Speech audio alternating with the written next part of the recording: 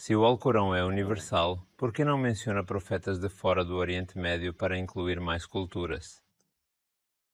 Que evidência você tem para provar que o Alcorão é a palavra de Deus? Ao observar a Europa medieval, percebemos a influência negativa da religião naquela sociedade. Como podemos relacionar a salvação exclusivamente à Bíblia? Você acha que o livro de que você está falando é civilizado? O Imã Tom Farsim. Bem-vindo de volta ao nosso programa de questionamento conceitual. Desta vez preparamos perguntas mais difíceis sobre o Alcorão. Você está pronto?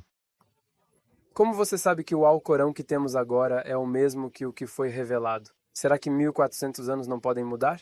Existem várias maneiras pelas quais podemos saber que o Alcorão que temos agora é exatamente o mesmo que foi revelado ao profeta, que a paz e a bênçãos de Deus estejam sobre ele. Primeiro, a maneira como o rei Gabriel revelou ao profeta Muhammad, que a bênçãos e a paz de Allah estejam sobre ele, que ele recitou a ele na ordem correta durante o mês do Ramadã, e nosso mestre, que a bênçãos e a paz de Allah estejam sobre ele, é o dia de oração dos sanitas. Assim, eles foram capazes de ver o último versículo do Alcorão até certo ponto, e no último mês de Ramadã, antes de sua morte, que a paz e a bênçãos de Deus estejam sobre ele revisou o Alcorão inteiro com Gabriel 2 vezes. Bem, havia muitos companheiros que testemunharam isso, que recitaram todo o Alcorão. E o que eles fizeram? Eles continuam a transmitir essa memória aos seus alunos, que em seguida, os alunos transmitem aos seus alunos, então temos esta sequência ditada.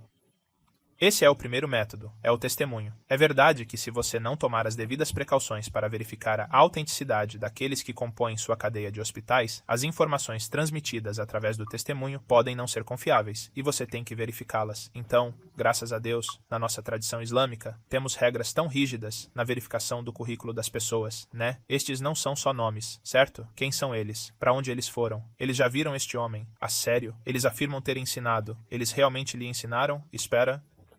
Então nós realmente examinamos tudo isso e, em vez de acreditar nas aparências, a segunda solução que identificamos é a escrita. Então, dentro de 2 anos após a morte do profeta Muhammad, o Alcorão é a forma final que eles registraram e preservaram. E se você comparar isso com qualquer outro documento, por exemplo, a Bíblia, por exemplo, o Antigo Testamento ou o Novo Testamento, você verá que o Novo Testamento foi escrito pelo menos 75 anos depois da época de Jesus. Mas o Alcorão está muito próximo dos acontecimentos reais. Há testemunhas envolvidas, conhecendo seus companheiros. Ninguém tem problemas com os resultados, ninguém tem problemas com os resultados, ninguém diz isso. Bem, nós temos manuscritos, antropólogos e outros estudaram isso. Na verdade, todos os manuscritos que temos hoje datam desse período, ou pelo menos vamos encontrar muito próximos da época do profeta Muhammad.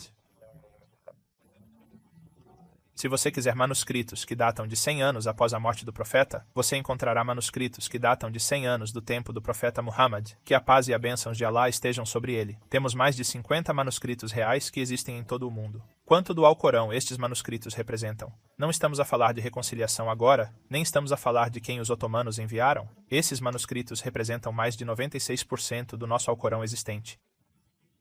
Portanto, isto é fundamental.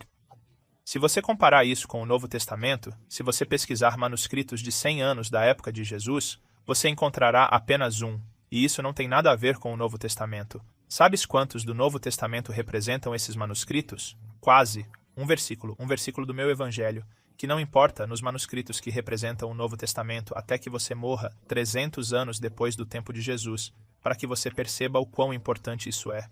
Então, existe alguma diferença entre esses manuscritos do Alcorão e o Alcorão que temos hoje? Não é. Não há diferença. Ele está no coração das pessoas, na língua daqueles que o lembram, nos livros escritos e citados. Então temos várias maneiras de garantir que o Alcorão que temos hoje seja o mesmo que o que foi revelado ao profeta, que a paz e a paz de Deus estejam sobre ele. Existem vários textos sagrados, como a Bíblia, a Torá e os textos hindus. Esses livros me dão paz? Por que devo acreditar apenas no Alcorão e não em nenhum deles? O problema não é acreditar em um livro sobre outro, ou em um texto sobre outro. A chave é saber o que seu Criador disse a ele, porque esta é a única maneira de alcançar a paz. A verdadeira paz é saber o que o Criador lhe disse e seguir tudo o que foi dito. Então a pergunta se torna: como posso conhecer meu verdadeiro Criador? Como sei que é falso? Portanto, você tem que fazer o trabalho sozinho. Há escrituras hindus. Ok, quem escreveu isso? Quando você escreveu isso? Você mudou? Desde que ela escreveu, a primeira vez? Quem é o autor? Aqueles que pegam a caneta muitas vezes descobrem que o conhecimento das Escrituras não é o mesmo. Então, é realmente a palavra de meu Senhor? Esta é realmente a palavra de Deus? Estas são as palavras do estrangeiro? Quem escreveu isso? Você vai descobrir que o manuscrito original do Evangelho não tem aquela discoteca quando, e o Luke e o John. Eu acrescento mais tarde que eles fizeram isso para dar aos livros uma sensação de credibilidade. Quando a Bíblia não foi escrita, quando é a dança, o Evangelho não foi escrito por disco, você inventou a igreja? Quem escreveu isso depois? Se não soubéssemos que foi escrito gerações depois. Há alguma contradição na vida de Jesus? Sim, são bastantes, não é? Evangelho? O Evangelho de João termina 2 vezes, assim como o Gênesis começa 2 vezes, e alguns do Antigo Testamento são atribuídos a Moisés, a paz esteja nele, e continuam depois da morte de Moisés. Isso é verdade? Confiável? Esta é a palavra de Deus? Não, não é. Na verdade, você encontrará a Igreja Católica reconhecendo isso.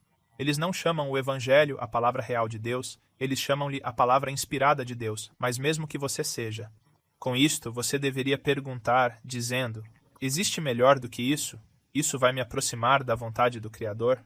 A mera possibilidade de sua existência significa que você é moralmente obrigado a descobrir. Nós, muçulmanos, estamos aqui para dizer que este livro é a palavra real e literal de Deus que substitui tudo o que o precedeu. Um livro mais confiável do que qualquer outro. Agora todos deveriam saber se isto é verdade ou não. Se o Alcorão é universal, por que não fala sobre aqueles que vêm para países fora do Oriente Médio? Por quê? O propósito do Apocalipse é persuadir.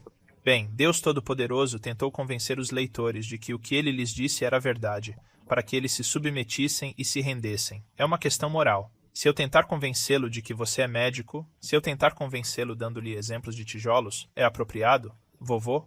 O teu? Não, você não tem ideia do que estou falando, então isso realmente afeta a eficácia. O que estou a tentar transmitir é que temos de falar com você com o que você sabe. Se eu falar com você com o que você sabe, você será capaz de continuar e tomar a decisão certa, porque eu não quero lhe dar nenhum espaço para fugir. Espero que sua decisão reflita uma vitória moral, ou seja, você é honesto, ou uma derrota moral, ou seja, você é desonesto. Se eu colocar em perigo a minha mensagem falando com você em linguagem, exemplos ou metáforas que você não entende, você pode rejeitar a minha mensagem. Talvez você tenha recusado, mas porque você a entendeu mal, esse não é o propósito da revelação divina. Então, qual é o sentido de mencionar os profetas que foram enviados à China, à América do Norte, à América do Sul, à Amazônia, ou a qualquer lugar onde um grupo de árabes vivem, no século VII? Isso só os deixará confusos e confusos, o que os fará fugir. Eles dirão facilmente que não vamos acreditar nisso. Absolutamente não ouvimos o que você está dizendo. Pelo contrário, a universalidade não é necessariamente um modelo de identidade ou profetas ou histórias. Em vez disso, ele cultivou a ética, o sistema moral, o monoteísmo e os credos em que todas essas histórias e exemplos se baseiam. Que evidência você tem para provar que o Alcorão é a palavra de Deus? A prova é dizer-lhe coisas que você não pode saber, ou que ninguém pode saber, porque elas vêm de fontes não humanas. E se eu não tivesse estado em Ankara antes e começar a dizer-lhe coisas lá, não apenas coisas comuns que posso pesquisar na Wikipédia, mas dizer-lhe os nomes das ruas, as pessoas que vendem sumit, as pessoas que vendem sumit. Então, qual é o seu cheiro e sabor? Ela falou deste beco, daquele beco, então você vai perceber que toda essa informação não vem de mim. Este assunto vem de fontes fora do meu controle, e é isso que o Alcorão lhe diz que é impossível para ninguém saber. Alguns deles são históricos, como as batalhas entre os bizantinos e os sasânidas. Naquela época, os bizantinos perderam terrivelmente, e Deus Todo-Poderoso nos diz no Alcorão que em poucos anos as coisas mudarão e eles vencerão, e isso é exatamente o que é verdade. Não se pode saber isso. Há outras coisas científicas. Deus Todo-Poderoso descreve que o universo está se expandindo. Ele diz, estamos se expandindo, eu não sei onde está. E então eles pensam nesse versículo, mas à medida que vivemos as coisas ficam mais claras, e descobrimos na vida as coisas que Deus mencionou antes. Há coisas relacionadas a nós mesmos que talvez não sejamos capazes de saber. Então ele desafia a interpretação, além de tudo isso, além das tentativas ou capacidades de pessoas comuns, até mesmo pessoas incomuns. Algo sobrenatural, algo além do ser humano, é algo divino.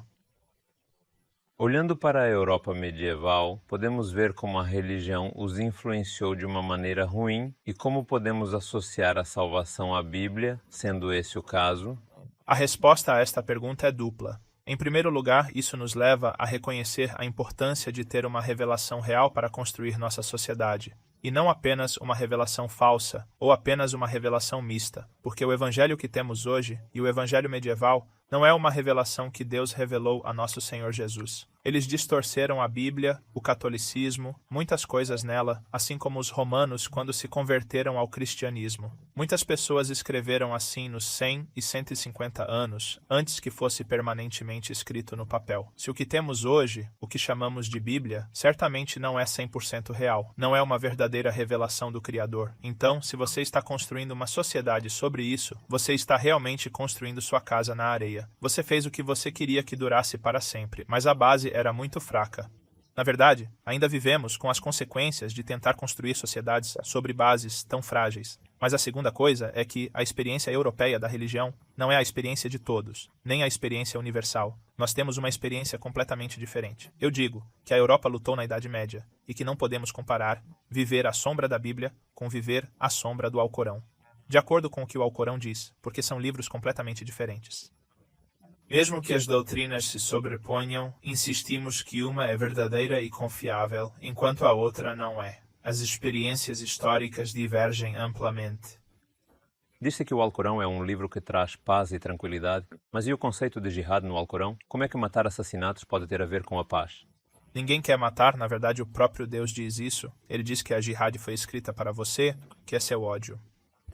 Mas Deus também disse em diferentes partes do Alcorão que se Deus não tivesse empurrado as pessoas juntas, silos, bazares, salas de oração e mesquitas, em que o nome de Deus é frequentemente mencionado, teriam sido demolidos. Curiosamente, Deus Todo-Poderoso realmente usa palavras para descrever essas diferentes instituições, e ele não só diz locais religiosos, locais de culto ou mesquitas, mas também se refere a locais de culto de outras religiões. Portanto, a jihad é necessária para impedir que as pessoas sejam prejudicadas, e às vezes você tem que usar a força para impedir os outros, então deve haver a jihad. Senão, não haverá bondade, não haverá justiça, não haverá paz, certo?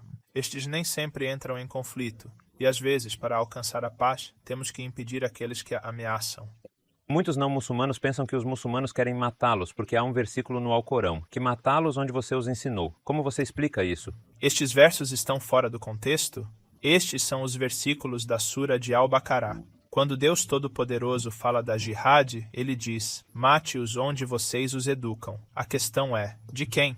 Qualquer não muçulmano ou cristão aleatório? Não. Deus está falando de uma situação muito específica, de um grupo específico de pessoas. E depois desse tempo, ele vai julgar pessoas como eles e aqueles que seguem esse grupo específico de pessoas. Mas as pessoas não mencionam o próximo versículo. Deus Todo-Poderoso diz que se eles acabarem, Deus é perdoador. E aqui vamos parar de lutar. Perdão e misericórdia. Neste versículo, como em outros versículos, você descobrirá que a batalha tem um propósito. E esse propósito não é apenas porque alguém não compartilha a mesma fé que nós. Esse propósito tem a ver com aqueles que querem nos prejudicar. Na verdade, nesse versículo, você vai encontrar que ele diz algo sobre aqueles que expulsaram os muçulmanos de suas casas. Então o contexto é, uma vez que eles pararem de lutar conosco e provarem que ainda não o fizeram.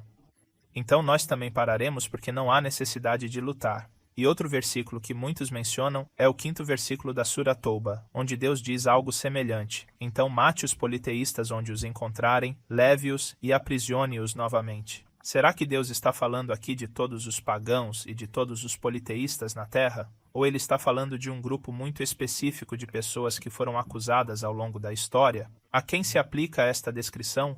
A resposta é: o contexto mais uma vez determina isso, porque no próximo versículo Deus fala de um grupo diferente de politeístas com os quais podemos fazer um tratado de paz. Disse-lhe, um dos politeístas te contratou. Paga-lhe, portanto, para que ele ouça a palavra de Deus e diga-lhe que é seguro, que eles são um povo que não sabe, que não quer nos prejudicar, não quer nos matar, não quer nos expulsar da nossa terra, quer fazer negócios, então deixamos-lhe fazer o seu negócio e fazê-lo com ele. Ele pode ouvir o Alcorão, e se ele não se converteu ao Islã, ele pode ter um sentimento positivo sobre o Islã. Então, se você realmente olhar para o contexto sem sair do contexto, você verá que o Alcorão se refere a pessoas muito específicas. Você acha que o livro de que você está falando é civilizado?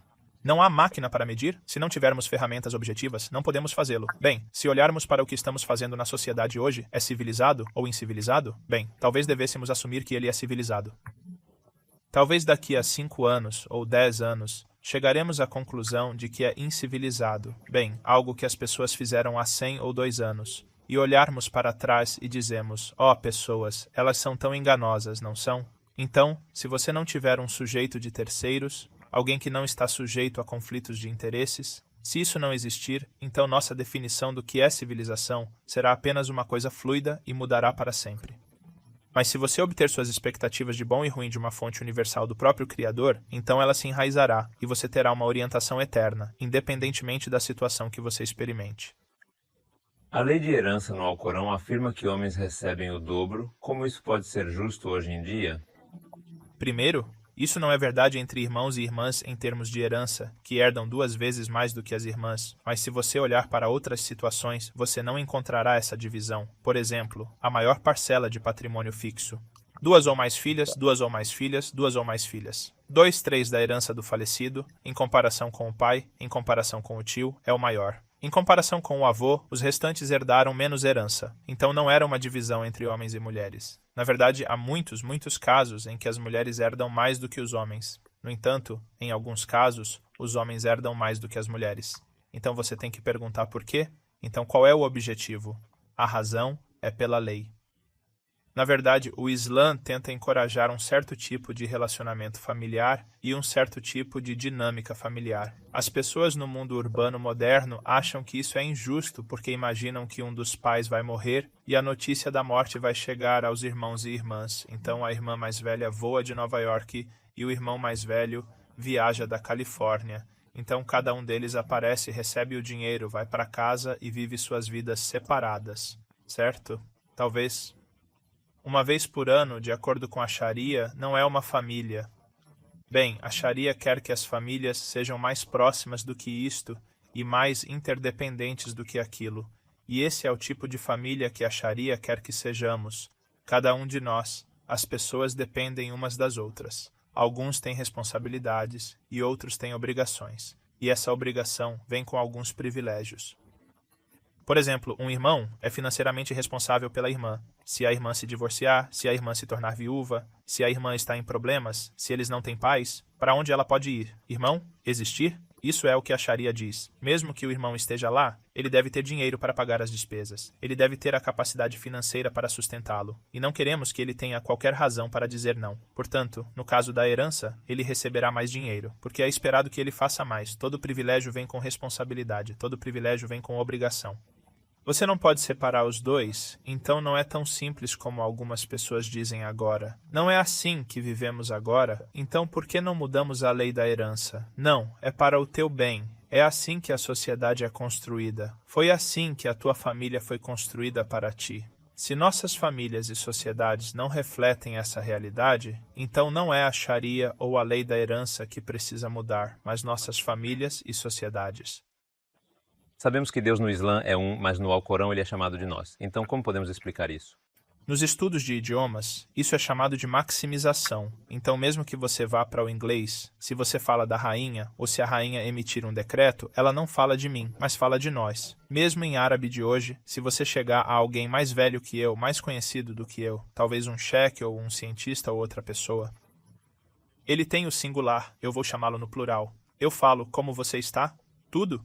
Apesar de ser apenas uma pessoa, a razão pela qual fazemos isso na linguagem, que é bem conhecida, é que respeitamos uma pessoa, então não fazemos isso literalmente, mas para respeitá-la. Assim, Deus Todo-Poderoso usa o conjunto para se referir a si mesmo, e como ele disse, nós revelamos a memória, o que é apropriado com a posição de Deus, o que não significa de forma alguma que há mais de um Deus.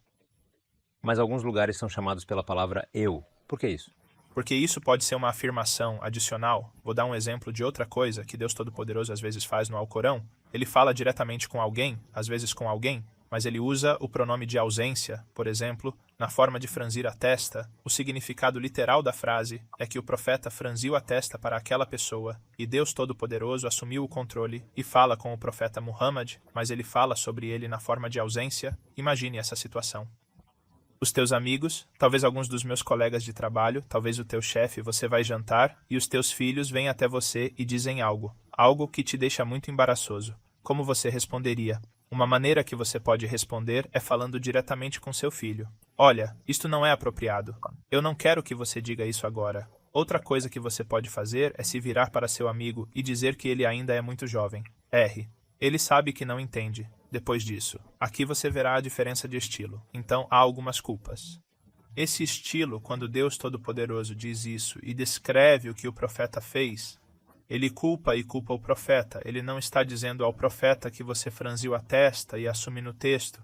Ele diz que Deus franziu a testa e assume. Porque a palavra de Deus varia de acordo com o tipo de mensagem que ele está tentando transmitir. Então, às vezes, quando Deus aponta para sua grandeza e majestade, ele usa o plural, e nós somos como se nós revelássemos um lembrete para ele que podemos chamá-lo. Em qualquer momento, quando ele conversa com Moisés, ele diz que eu sou Deus. Quando Moisés vê o fogo aqui, Deus usa o pronome do falante. É uma atitude muito íntima. Às vezes, o estilo pode expressar raiva também. Existem muitos tipos diferentes de propósitos que fazem parte do milagre do Alcorão. Devemos prestar atenção a tudo isso, porque Deus Todo-Poderoso usa estes como ferramentas para nos transmitir mensagens com um certo estilo de resultados. Imanton Felsin, obrigado pela sua resposta. Vamos desafiá-lo com perguntas mais difíceis. Para isso,